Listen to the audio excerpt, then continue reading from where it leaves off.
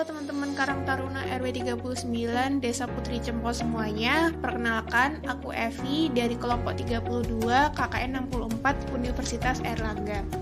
Aku dari jurusan psikologi dan sekarang sedang menempuh semester 6. Nah, saat ini seperti yang kita semua tahu, kita sedang berada di situasi pandemi.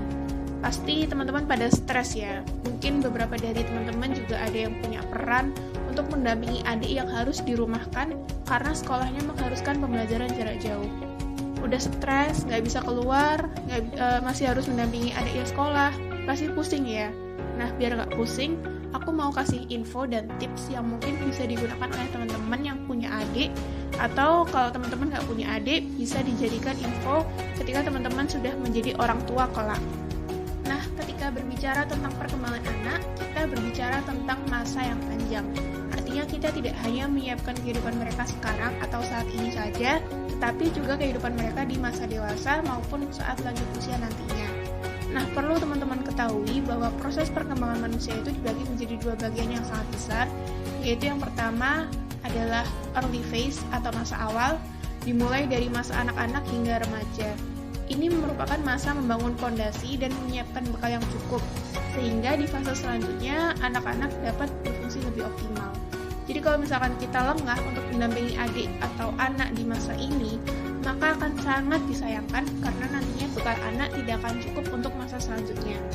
Nah, yang kedua ada later phase atau masa selanjutnya. Ini dimulai dari masa dewasa awal, madya, dan usia lanjut. Ini ditandai juga dengan melambatnya perubahan fisik dan peningkatan kemampuan yang terus berlanjut. Nah, karena teman-teman udah tahu pentingnya masa awal, ibarat membangun rumah, pasti kita akan memperkuat terlebih dahulu fondasi bangunan yang akan kita bangun.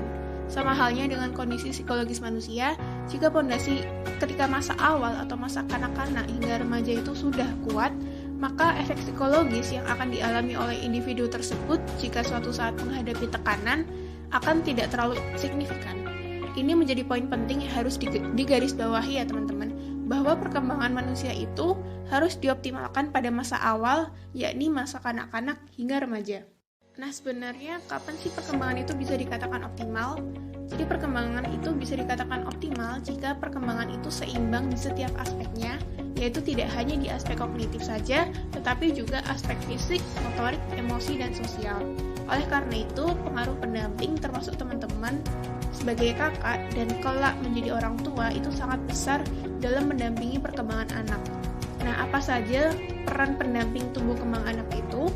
Yang pertama, menyediakan lingkungan tumbuh kembang yang positif. Jadi ini tidak hanya tugas pendamping, namun juga tugas dari lingkungan sekitar yang ada di sekitar anak, seperti teman, nenek, kakek, om, tante, bahkan keluarga lainnya. Dan semua lingkungan yang ada di sekitar anak juga turut andil bertanggung jawab pada hal ini. Yang kedua, memberikan asupan nutrisi yang baik. Ini merupakan upaya untuk meningkatkan kesehatan dan upaya stimulasi aspek fisik dan motorik. Yang ketiga, memberikan stimulasi perkembangan di berbagai aspek. Stimulasi atau rangsangan ini merupakan hal yang sangat penting karena jika anak hanya distimulasi di aspek tertentu saja, maka bisa saja anak memiliki potensi di aspek lain namun tidak terstimulasi atau dirangsang sehingga tumbuh kembang anak bisa dikatakan tidak optimal. Yang keempat, melakukan perlindungan terhadap risiko perkembangan dan tetap mengedepankan kemandirian anak.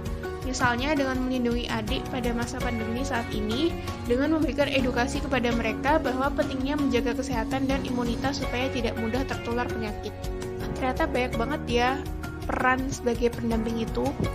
Pada titik ini, ketangguhan seseorang itu menjadi sangat penting sebagai pondasi.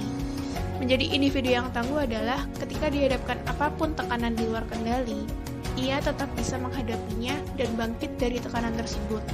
Pendamping yang tangguh adalah pendamping yang bisa mengelola kondisi psikologisnya sendiri terlebih dahulu, setelah itu dapat mengasuh anak supaya lebih optimal. Nah, teman-teman mungkin ada yang bertanya, kenapa sih menjadi individu yang tangguh itu sangat penting? Yang pertama, tidak semua kejadian dalam hidup itu dapat diprediksi. Yang kedua, masalah dapat datang kapanpun tanpa kita duga. Yang ketiga, stres ringan hingga berat itu dapat dialami setiap saat. Oleh karena itu, kita semua termasuk teman-teman itu sangat penting untuk menjadi pribadi yang tangguh supaya dapat mengatasi ketiga hal tersebut dengan baik. Tentu saja hal ini harus melalui proses yang panjang dan membutuhkan komitmen dari diri kita masing-masing. Lalu gimana caranya menjadi pendamping atau individu yang tangguh yang bisa memulihkan segera kondisi tertekan yang dialami dan tetap dapat memberikan pendampingan tumbuh kembang anak? Yang pertama, teman-teman perlu mengenali dan menyadari ketika teman-teman itu sedang mengalami stres dan menghadapi tekanan. Jadi manakala teman-teman itu merasa tidak nyaman, khawatir, gelisah, cemas, dan lain sebagainya, teman-teman perlu menyadari bahwa ini merupakan tanda atau alarm bahwa teman-teman itu sedang tidak baik-baik saja. Sehingga ketika sudah menyadari kondisi tersebut, teman-teman tuh dapat mengatasinya supaya tidak berlarut-larut. Yang kedua, ketika sudah menyadari, kita aktifkan faktor protektif atau faktor pelindung dan melakukan respon stres dan adaptasi. Apa itu faktor pelindung? Faktor pelindung adalah faktor yang dapat melindungi dan memproteksi diri kita menghadapi stres atau tekanan. Faktor pelindung dapat berasal dari diri sendiri atau dari luar diri. Misalnya, jika yang berasal dari dalam diri, teman-teman memiliki kemampuan religiusitas yang tinggi. Contohnya, kalau teman-teman itu sedang mengalami cobaan, itu teman-teman lebih cenderung untuk berdoa, beribadah, dan meminta perlindungan kepada Tuhan, sehingga cara-cara yang teman-teman lakukan itu dapat membantu teman-teman tenang menghadapi tekanan. Nah, yang kedua adalah faktor pelindung yang berasal dari luar diri.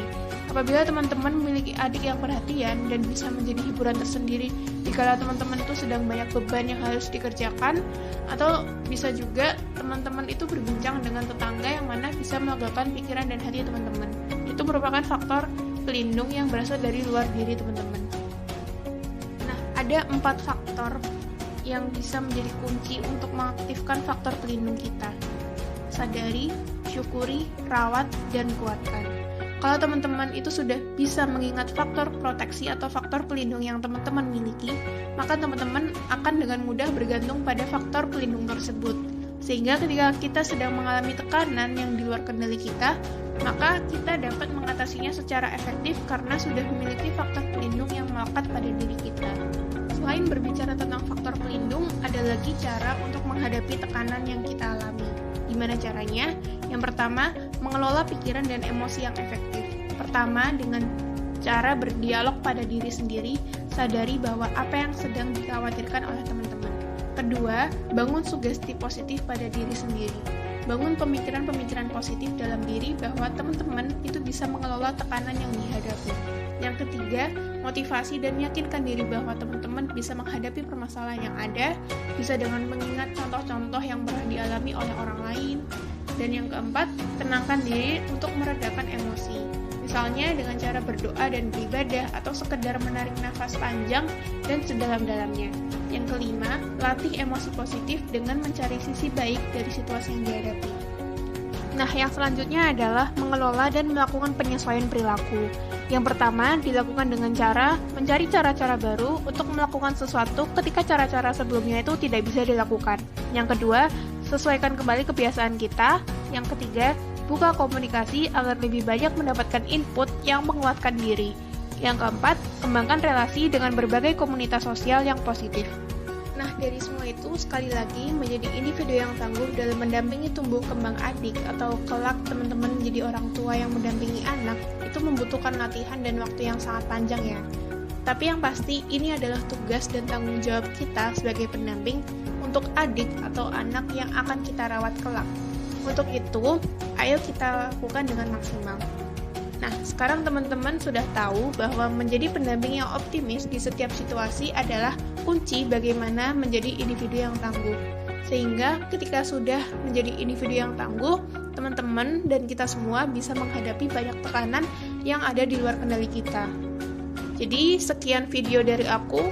Semoga membantu dan maaf kalau ada kekurangan. Sampai jumpa di lain kesempatan.